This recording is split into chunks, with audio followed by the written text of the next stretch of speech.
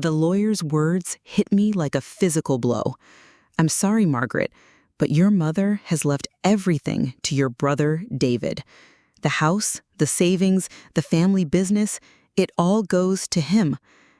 I sat in that sterile office, staring at the will that gave my drug-addicted brother our entire family legacy, while leaving me, the daughter who'd spent 10 years caring for our dying mother, with absolutely nothing. "There must be a mistake," I whispered. "I've been taking care of her since her diagnosis. David hasn't even visited in 2 years." "I'm afraid there's no mistake," the lawyer said gently. "Your mother was very specific about her wishes." But as I drove home in shock, something didn't feel right. My mother had always been fair, logical, protective of the family business she'd built from nothing. Why would she leave everything to a son who'd stolen from her to buy drugs? That's when I remembered the safe in her bedroom, the one she'd made me promise never to open while she was alive. If you've ever been betrayed by the person you sacrificed everything for, stay with me. Because what I found in that safe didn't just explain my mother's shocking decision, it revealed a family secret so devastating that it changed everything I thought I knew about my life. My name is Margaret, I'm 54 years old, and this is how I discovered that sometimes the people we think we're protecting are actually protecting us. Let me tell you about the 10 years I spent sacrificing my life for a mother who I thought loved me, only to discover that love isn't always enough to overcome the deepest family secrets. When Mom was diagnosed with early-onset Alzheimer's at 62, I was 44 years old, with a thriving career as a marketing director and a comfortable life in Chicago. David was 41, living in California, and already deep into his addiction to prescription painkillers that had started after a back injury. "I need to move back home to take care of her," I told my husband Tom. "She can't manage the family business anymore. And David, well, David can't be trusted." Tom wasn't happy about it. Moving back to our small Ohio hometown meant I'd have to quit my job, sell our condo, and leave the life we'd built together. But Mom had always been there for me, and I couldn't abandon her when she needed me most. "Your brother should step up," Tom said. "It's not fair that this all falls on you." "David can barely take care of himself," I replied. "And Mom's business needs someone responsible. I'm the only choice." So I moved back home and became my mother's full-time caregiver while also running her small but successful accounting firm. For 10 years, I managed her medications, her doctor's appointments, her daily care, and her business operations. It wasn't easy. Alzheimer's is a cruel disease that steals people away piece by piece. I watched my sharp, independent mother gradually lose her memories, her personality, her ability to recognize me. There were days when she thought I was a stranger, days when she became violent and confused, days when I cried myself to sleep from exhaustion and grief. Meanwhile, David would call maybe once a month, always asking for money. He'd lost job after job due to his addiction, had been arrested multiple times, and had stolen from Mom before her diagnosis to fund his drug habit. "I need $5,000, he'd say during one of his rare calls. "I'm getting clean this time, I swear. I just need help getting into a good rehab program." "David, you've been to rehab 4 times, and each time you've relapsed within months." "This time is different. Please, Maggie, I'm your brother." Against my better judgment, I'd sometimes send him money from Mom's accounts. I told myself I was helping him get clean, but deep down I knew I was just enabling his addiction. Tom grew increasingly resentful of the situation. Our marriage suffered as I poured all my energy into caring for Mom and managing her business. We had no social life, no time for ourselves, no future plans that didn't revolve around my mother's declining health. "This can't go on forever," Tom would say. "You're killing yourself. And for what? Your brother gets to live his life while you're trapped here?" "She's my mother," I replied. "This is what family does." But Tom was right about one thing. I was killing myself. I aged 10 years in those 10 years. I developed chronic back problems from lifting Mom, chronic insomnia from getting up with her multiple times each night, and chronic depression from watching the woman who raised me disappear a little more each day.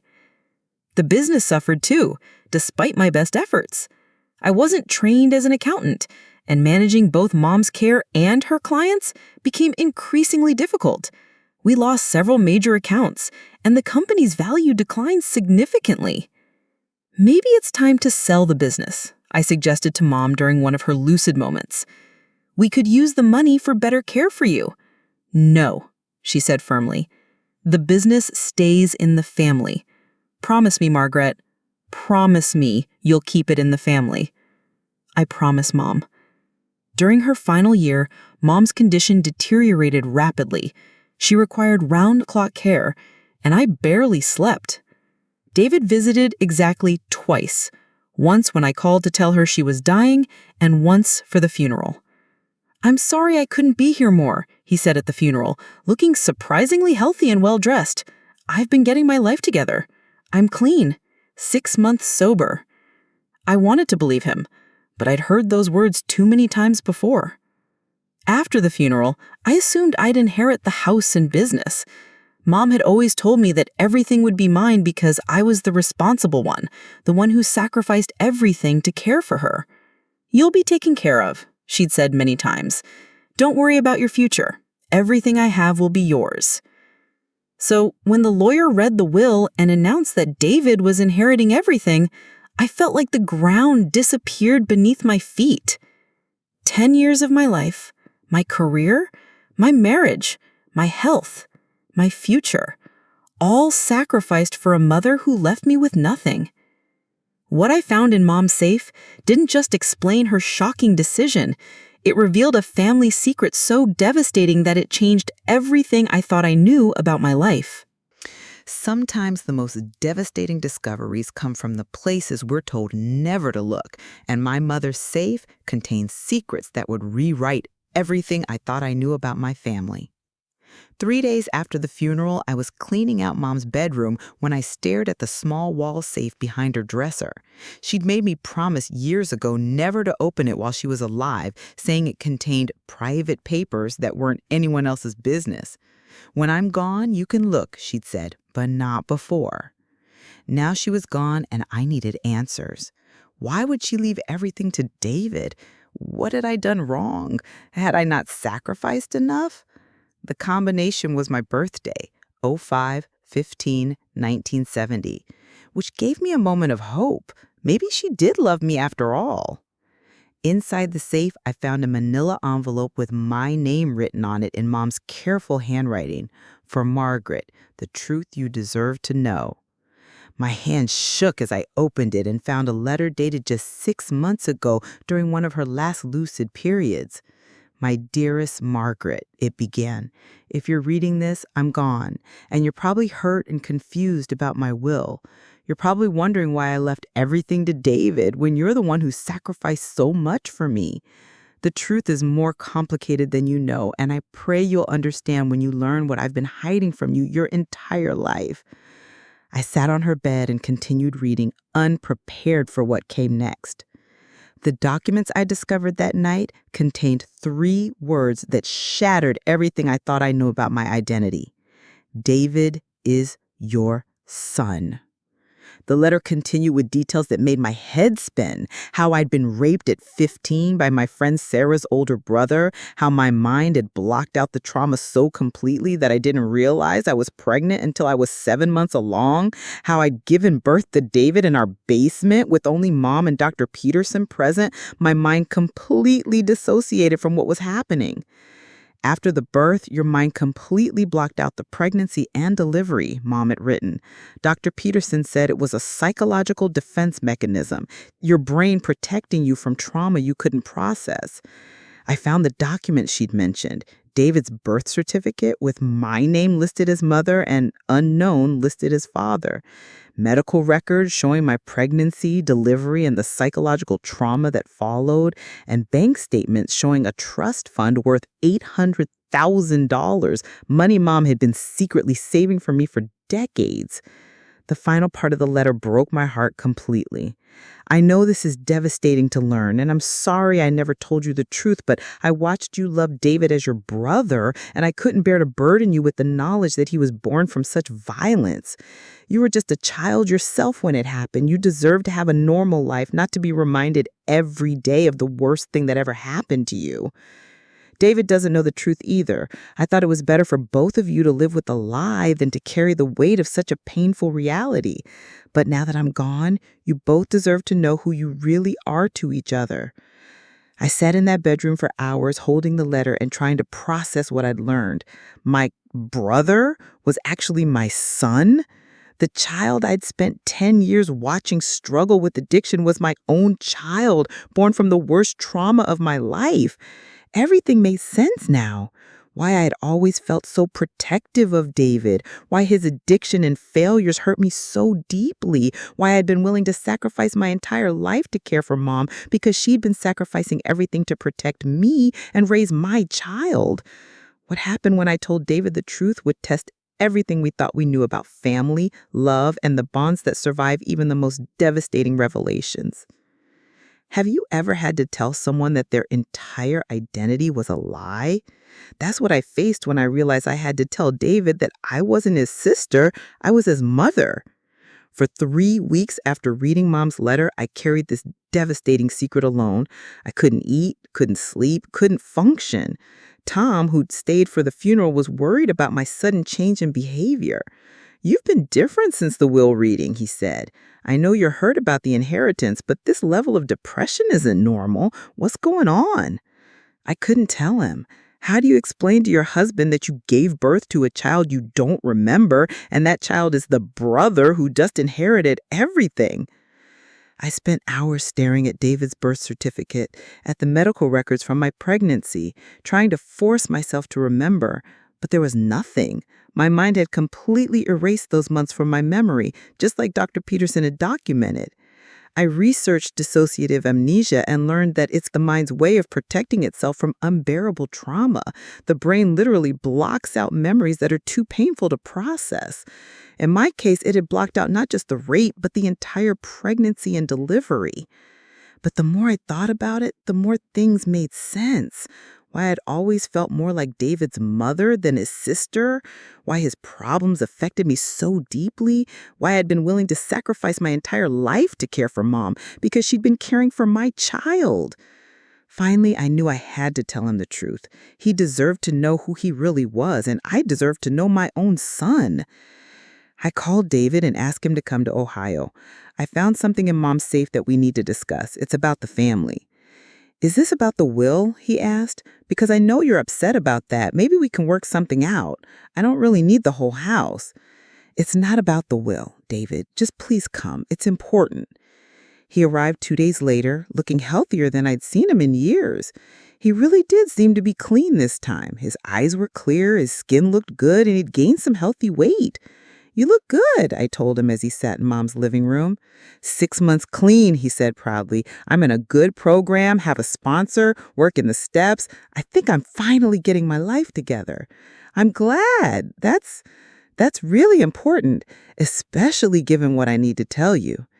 I handed him Mom's letter and watched his face as he read it. I saw confusion, then shock, then disbelief, then something that looked like relief. "This is insane," he said finally. "You're my sister, not my mother. I would know if you were my mother." I thought the same thing, but look at these. I showed him the birth certificate, the medical records, the documentation of my dissociative amnesia. He studied the papers for a long time. "So you gave birth to me when you were 15 and you don't remember any of it?" "Not a single moment. My mind blocked it out completely to protect me from the trauma. And Mom raised me as her own son to protect both of us?" "Yes.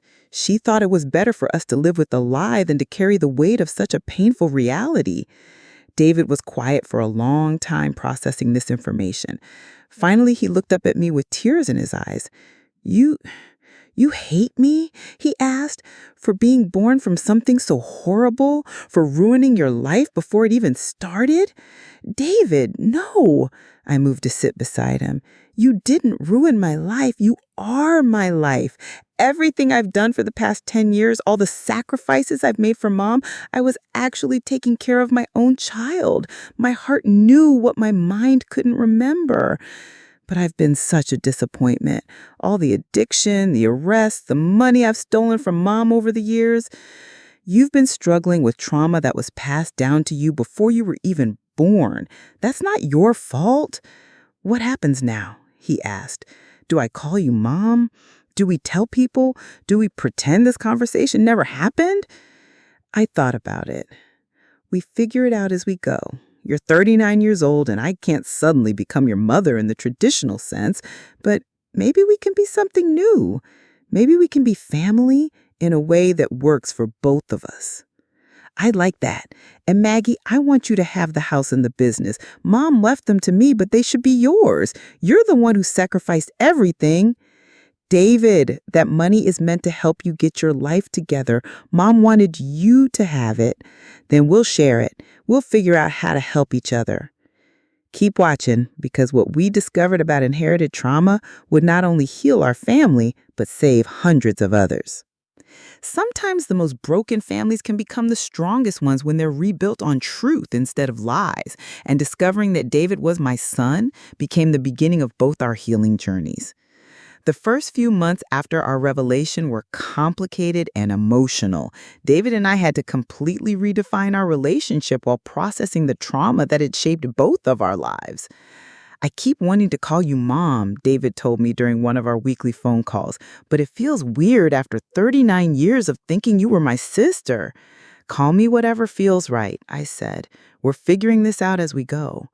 We decided to start family therapy together with a counselor who specialized in trauma and family secrets.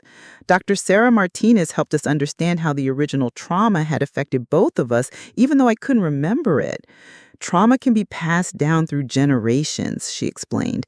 David, your struggles with addiction and attachment issues likely stem from the violence that preceded your birth. Margaret, your compulsive caretaking and difficulty setting boundaries probably come from the same source.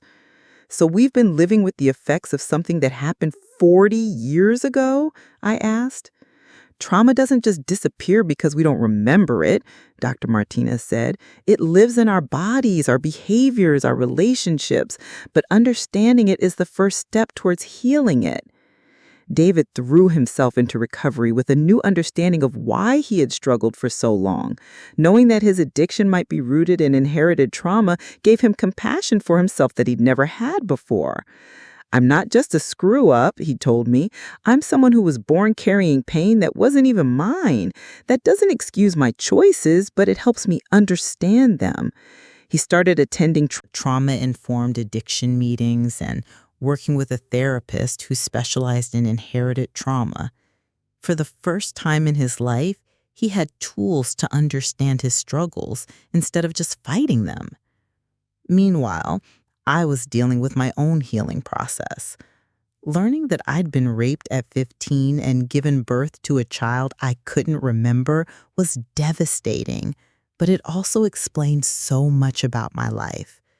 You've been unconsciously trying to heal that original trauma through caretaking, Dr. Martinez explained.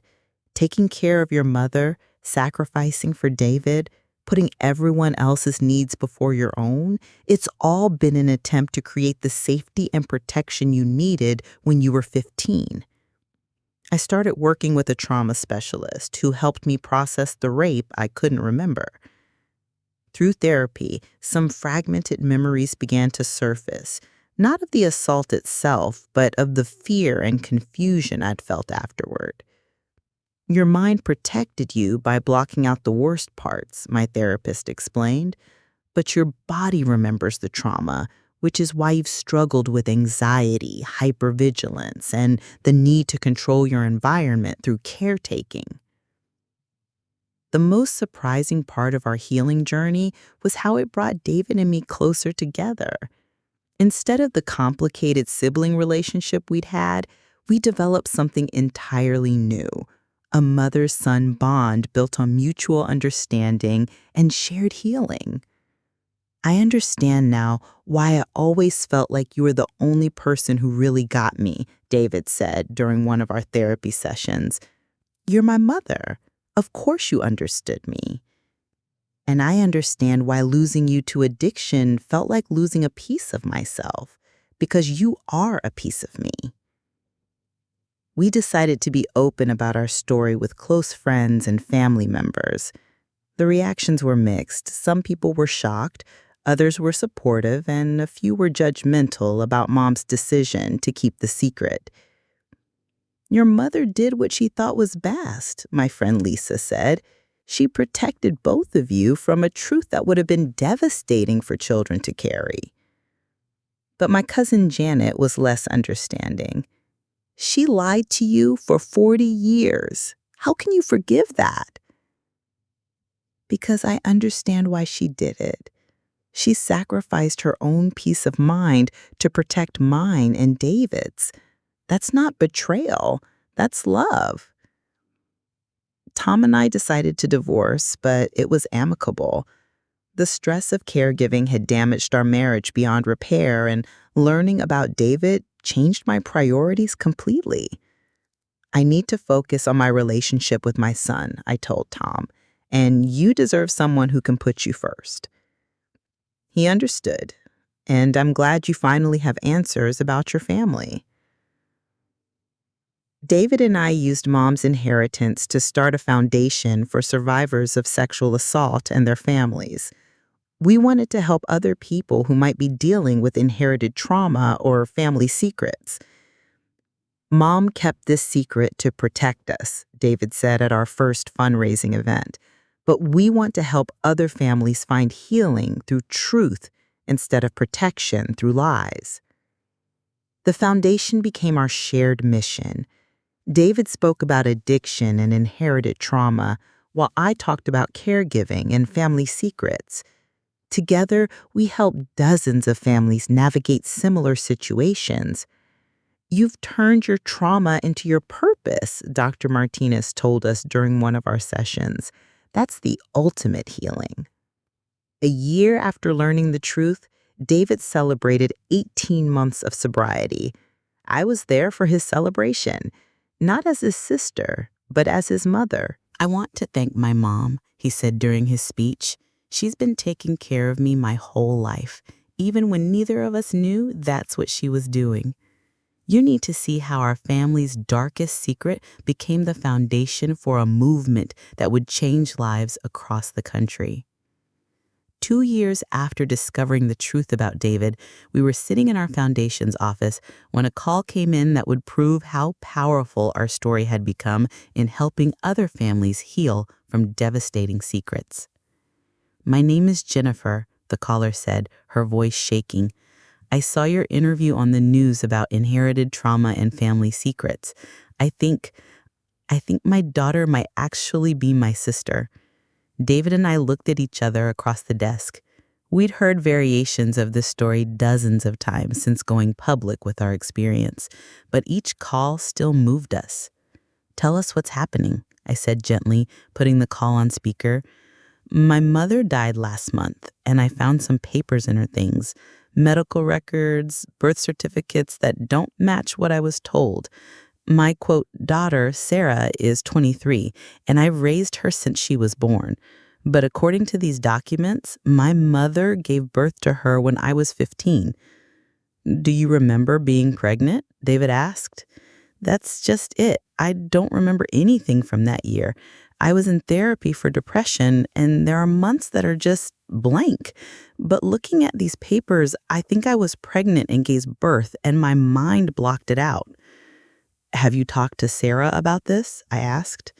How do you tell someone their entire identity is a lie?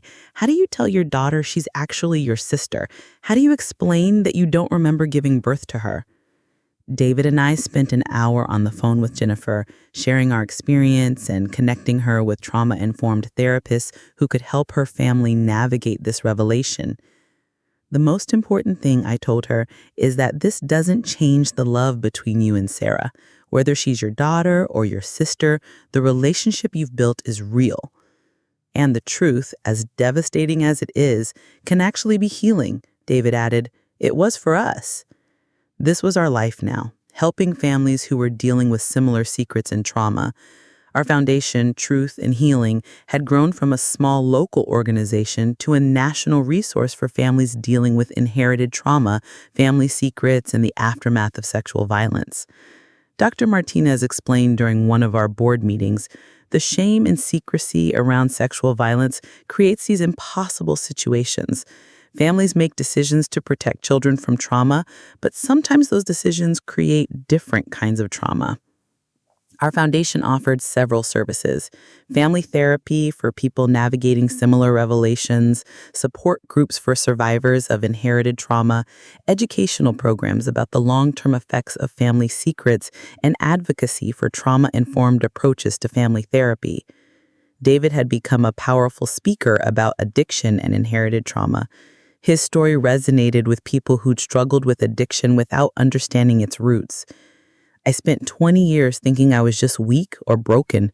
Learning that my addiction might be connected to trauma that happened before I was born gave me compassion for myself and tools for healing that I'd never had. I focused on the caregiving aspect of our story, how family secrets can create unhealthy dynamics where one person sacrifices everything for others. I spent 10 years caring for my mother and brother, never understanding why I felt so compelled to sacrifice my own life for theirs. Learning that David was actually my son helped me understand that my caretaking came from a place of unconscious maternal love, but also from unprocessed trauma. The foundation also worked with medical professionals and social workers to develop better protocols for handling cases involving teenage pregnancy, sexual assault, and family trauma. Too often, families make decisions in crisis without considering the long-term psychological effects, said Dr. Patricia Williams, a social worker who joined our board. Margaret and David's story shows both the protective power of family secrets and the healing power of truth. We'd helped over 200 families in 2 years, and the feedback was consistently positive.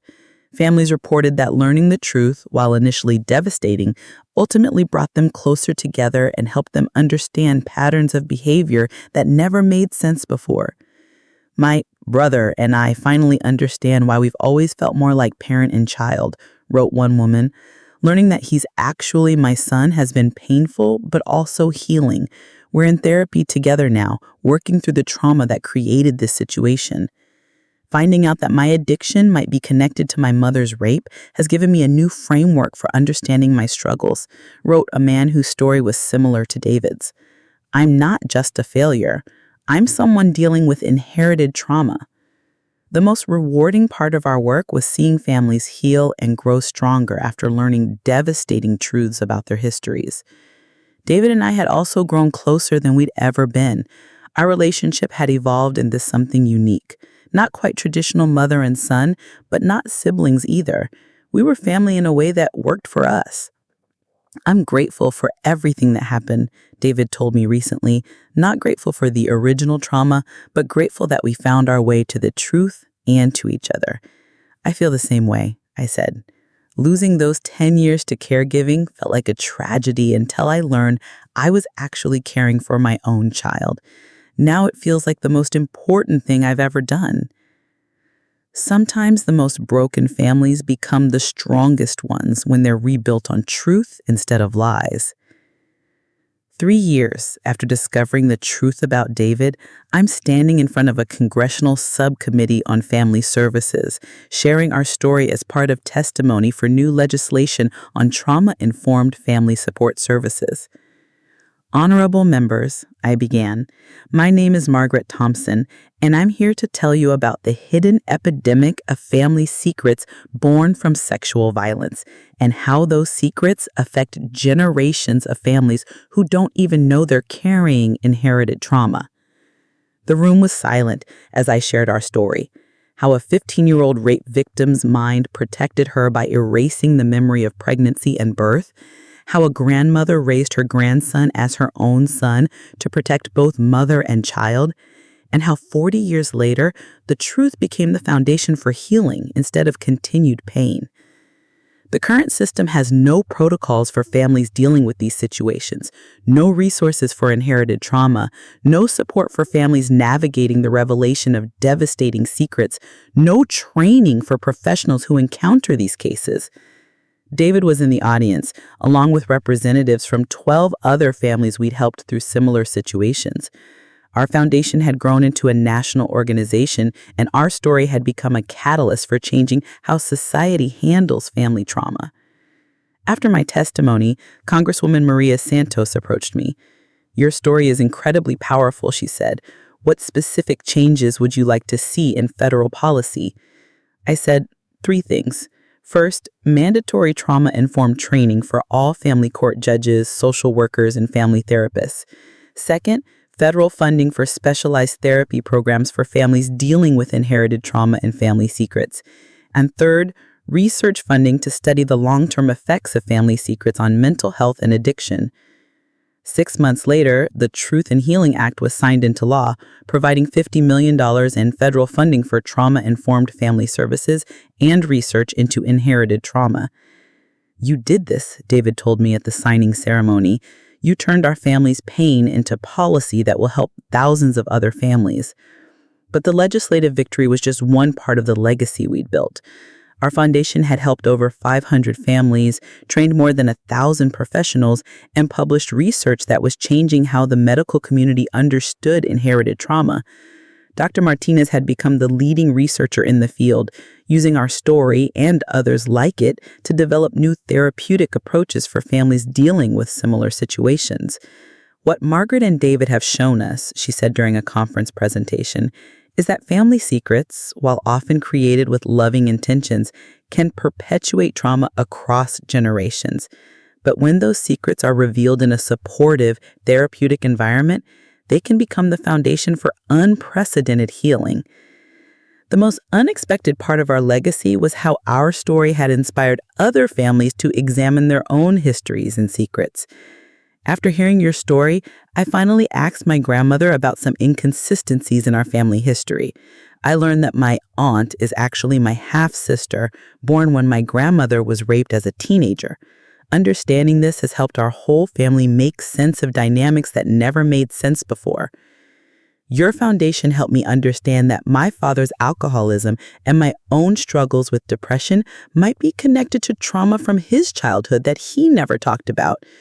We're in therapy together now, 3 generations working to heal inherited pain. David had become a sought-after speaker at addiction conferences, sharing how understanding the roots of his addiction in inherited trauma had transformed his recovery. "I have 4 years of sobriety now," he told an audience of addiction counselors. "But more importantly, I have 4 years of understanding myself as someone healing from inherited trauma rather than someone who's just fundamentally broken." He'd also started dating someone, a woman named Lisa, who worked in trauma recovery and understood his story. "I never thought I'd be able to have a healthy relationship," he told me, "but understanding my history, working through the trauma, learning to see myself as someone worthy of love, it's changed everything." I'd found love too, with a man named Robert, who was a trauma therapist himself. He Understood my story and supported our foundation's work. "You've turned your family's greatest pain into the world's greatest gift," he told me. "You've shown that healing is possible even from the most devastating circumstances." The foundation had also established a scholarship program for children of sexual assault survivors, recognizing that trauma affects entire families, not just direct victims. "My mother was raped when she was 16, and I've struggled my whole life with anxiety and depression that I never understood," wrote one scholarship recipient. "Your foundation helped me realize that I was dealing with inherited trauma, and the scholarship is helping me get the therapy I need to break the cycle." But perhaps the most meaningful part of our legacy was the relationship David and I had built. We'd created something entirely new, a family bond that honored both the truth of our biological relationship and the love we'd shared as siblings. "I call you Mom now," David said during our 4th anniversary of learning the truth. "Not because I have to, but because it feels right. You've been my mother my whole life. We just didn't know it. And you've been my son, I replied, the child I couldn't remember having but never stopped loving. Don't miss the conclusion, where you'll discover how losing everything I thought I wanted gave me everything I actually needed. 5 years after finding that letter in Mom's safe, I'm sitting in our foundation's new national headquarters looking at a wall covered with thank you letters from families we've helped, and I'm amazed by how much healing can grow from the deepest pain. "Mom," David says, walking into my office with a huge smile on his face, "Lisa and I have some news." He's been calling me Mom for 2 years now, and it still fills my heart every time I hear it. "We're engaged," he says, showing me the ring on Lisa's finger. "And we want you to walk me down the aisle.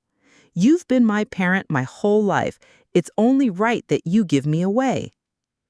I start crying immediately. 5 years ago, I thought I'd lost everything when David inherited Mom's estate. Now I realize I'd actually gained everything: my son, my purpose, and a family built on truth instead of secrets. "I would be honored," I tell them both. The wedding planning gives us another opportunity to navigate our unique family dynamic. David wants to honor both the woman who raised him, Mom, and the woman who gave birth to him, me, in the ceremony. He wants to have a moment of silence for Grandma Helen. She protected our family for 40 years, even when that protection required keeping painful secrets. And he wants my mother, Margaret, to walk me down the aisle, because she's been taking care of me my whole life, even when she didn't know I was her son. The wedding becomes a celebration not just of David and Lisa's love, but of our family's journey from secrets to truth to healing. 5 years ago, I thought my brother was inheriting everything and leaving me with nothing. I didn't know that my brother was actually my son, and that what I was really inheriting was the chance to know and love my child as he truly was. "And I thought I was just a screw-up who could never get his life together," David adds. "I didn't know I was carrying trauma that wasn't even mine, or that the sister who had always protected me was actually my mother, following an instinct she didn't even understand." The wedding is attended by dozens of families we've helped through our foundation, creating a community of people who understand that families can be rebuilt stronger than ever when they're founded on truth.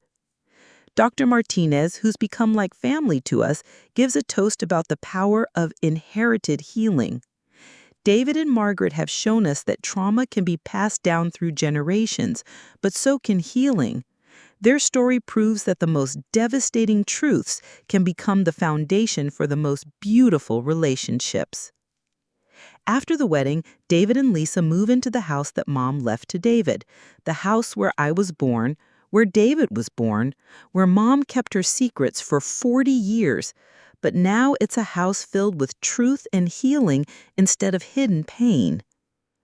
"I want our children to grow up knowing their family history," Lisa tells me. "All of it. The trauma, the secrets, the healing, everything. No more family secrets." "I agree," I say. "Secrets kept to protect people often end up hurting them instead. Truth, even painful truth, is usually better than beautiful lies." Our foundation has now helped over 1,000 families, and we're opening chapters in 12 states.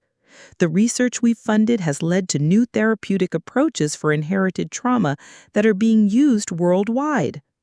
But the most important measure of our success isn't in numbers, it's in the families who found healing through truth. "My daughter and I finally understand our relationship," one mother writes. "Learning that she's actually my sister, born when I was 14 and raped, was devastating. But it also explained why I've always felt more maternal than sisterly toward her, and why she's always needed more from me than a typical sister would. We're in therapy together now, healing from trauma that affected both our lives." Understanding that my addiction might be rooted in my father's untreated PTSD from Vietnam has changed my entire recovery, writes a veteran's son. I'm not just fighting addiction, I'm healing inherited trauma. That gives me tools and compassion for myself that I never had before. The work has also changed me in ways I never expected. Learning that I was a teenage rape victim helped me understand patterns in my own life. My hypervigilance, my need to control situations through caretaking, my difficulty trusting my own perceptions. You've been unconsciously trying to heal your own trauma by healing others, my therapist explains. Taking care of your mother, protecting David, building this foundation, it's all been an attempt to create the safety and healing you needed when you were 15. But now I'm doing it consciously, I reply. Now I understand that helping other families heal is also helping me heal. The most beautiful part of our story is how it's brought our entire extended family together in a new way. Cousins, aunts, uncles, everyone who knew Mom's secret and helped keep it have been able to talk openly about the choices that were made and why. Your mother was the bravest woman I ever knew, my aunt tells me. She carried that secret for 40 years to protect you and David. She sacrificed her own peace of mind so you could both have normal childhoods. I understand that now, I say, and I'm grateful for the protection she gave us. But I'm also grateful that the truth finally came out because it's allowed us to heal in ways that wouldn't have been possible while living with the lie. David is now 5 years sober and working as a trauma-informed addiction counselor. He uses his story to help other people understand that addiction often has roots in inherited trauma. I spent 20 years thinking I was just weak or broken, he tells his clients. Learning that my struggles might be connected to trauma that happened before I was born gave me compassion for myself and tools for healing that changed everything. The final revelation will amaze you. How we created something beautiful from the wreckage of our family's deepest secrets. 7 years after reading that letter in Mom's safe, I'm standing in the maternity ward of our local hospital holding my first grandchild, David and Lisa's daughter, Helen, named after the grandmother who protected our family for 40 decades.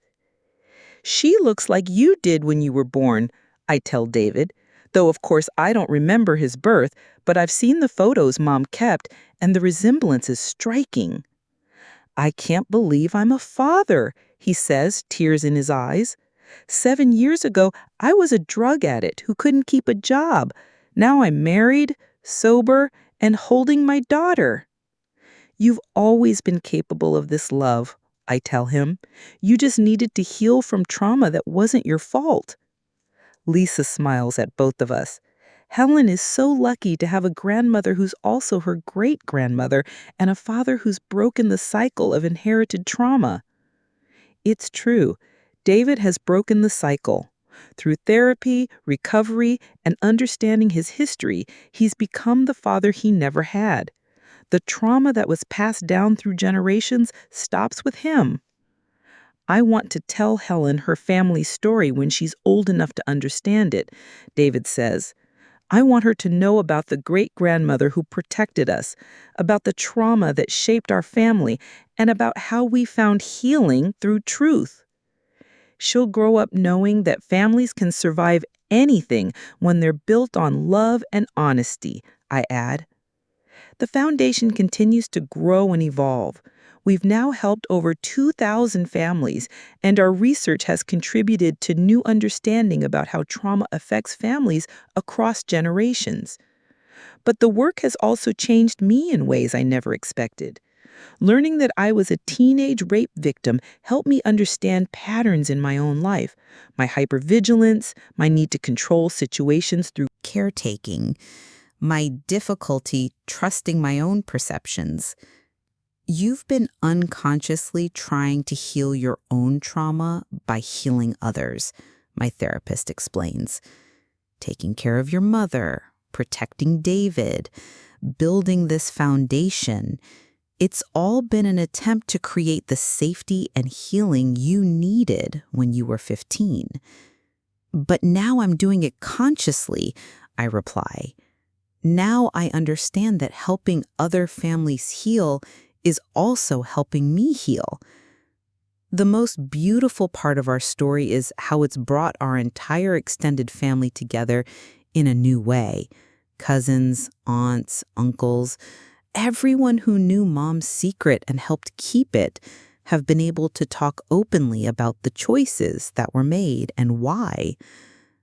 Your mother was the bravest woman I ever knew, my aunt tells me. She carried that secret for 40 years to protect you and David. She sacrificed her own peace of mind so you could both have normal childhoods. I understand that now, I say. And I'm grateful for the protection she gave us, but I'm also grateful that the truth finally came out because it's allowed us to heal in ways that wouldn't have been possible while living with the lie. David is now 5 years sober and working as a trauma-informed addiction counselor. He uses his story to help other people understand that addiction often has roots in inherited trauma. I spent 20 years thinking I was just weak or broken, he tells his clients. Learning that my struggles might be connected to trauma that happened before I was born gave me compassion for myself and tools for healing that changed everything. The final revelation will amaze you. How we created something beautiful from the wreckage of our family's deepest secrets. 7 years after reading that letter in Mom's safe, I'm standing in the maternity ward of our local hospital holding my first grandchild, David and Lisa's daughter, Helen, named after the grandmother who protected our family for 40 decades.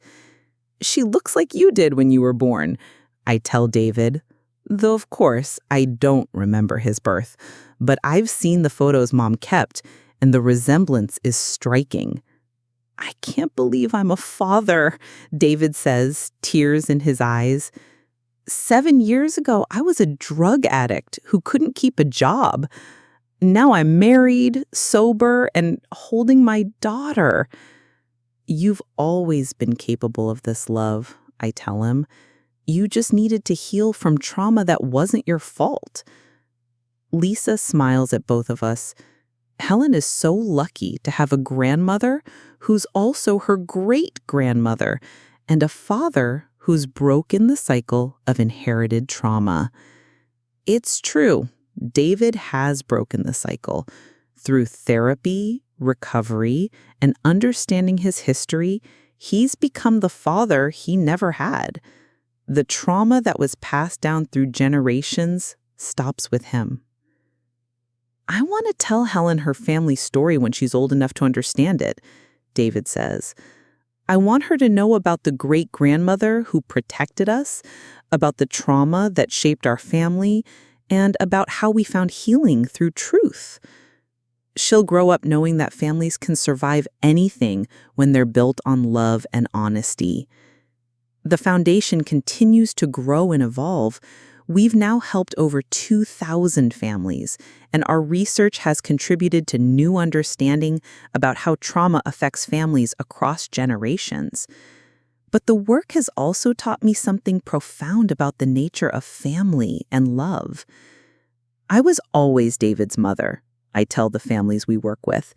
Even when I thought I was his sister, even when I couldn't remember giving birth to him, my heart knew.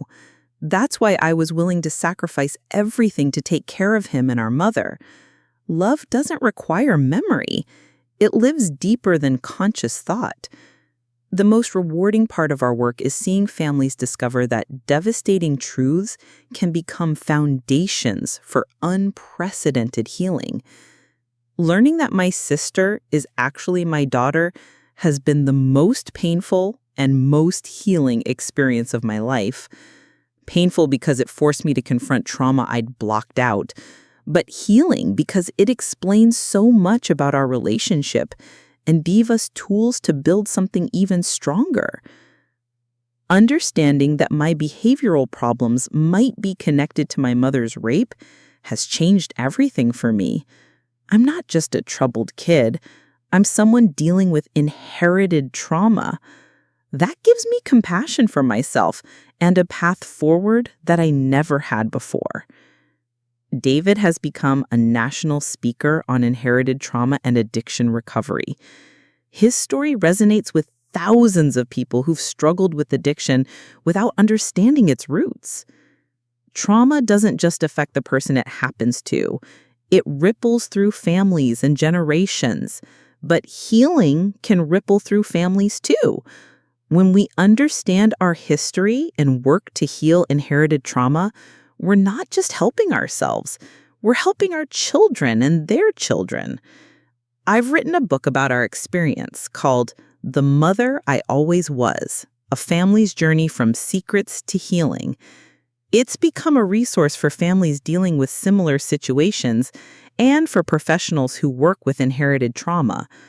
Your story shows that love transcends memory, biology, and even conscious understanding, one reviewer writes. Margaret was always David's mother, even when neither of them knew it. That's the power of family bonds that go deeper than facts or circumstances. The book has led to speaking engagements around the world, and I've met families from dozens of countries who are dealing with similar situations. Family secrets born from trauma are a global phenomenon, but so is the human capacity for healing when we're willing to face the truth with love and support. Robert and I got married 2 years ago, and he's become not just my husband, but a partner in the foundation's work. As a trauma therapist himself, he brings professional expertise that complements my lived experience. You've turned your family's greatest wound into the world's greatest gift, he tells me. You've shown that healing is possible even from the most devastating circumstances. The foundation has established an endowment that will ensure our work continues for generations. We've also created a training institute where professionals can learn trauma-informed approaches to family therapy and inherited trauma treatment. This work will outlive all of us, David says during our annual board meeting. The families we help today will help other families tomorrow. Healing really does ripple through generations. But perhaps the most meaningful measure of our success is the relationship David and I have built. We've created something entirely new, a family bond that honors both the truth of our biological relationship and the love we shared before we knew that truth. I'm grateful for everything that happened, David tells me as we watch little Helen sleep. Not grateful for the original trauma, but grateful for the journey it led us on. Grateful that we found each other as mother and son. Grateful that we turned our pain into purpose. I feel the same way. Losing those 10 years to caregiving felt like a tragedy until I learned I was caring for my own child. Now it feels like the most important thing I've ever done. As I hold my granddaughter, I think about the letter Mom left me in that safe. She thought she was protecting us by keeping the truth hidden, and maybe she was right for the time, but ultimately, the truth set us free. Thank you, Mom, I whispered to Helen's sleeping face. Thank you for protecting us when we needed protection, and thank you for leaving us the truth when we were ready for it. The cycle of secrets and inherited trauma ends here, with this little girl who will grow up knowing her family's complete story, the trauma, the secrets, the healing, and the love that made it all possible. Family isn't just about biology or circumstances. It's about the love that transcends memory, the bonds that survive devastating truths, and the healing that's possible when we're willing to face our history with open hearts. Sometimes the most broken families become the strongest ones when they're rebuilt on truth instead of lies. Have you ever discovered a family secret that changed everything you thought you knew about your life? Have you struggled with inherited trauma or patterns you couldn't understand? Share your thoughts in the comments below. Your story might help another family find the courage to seek truth and healing.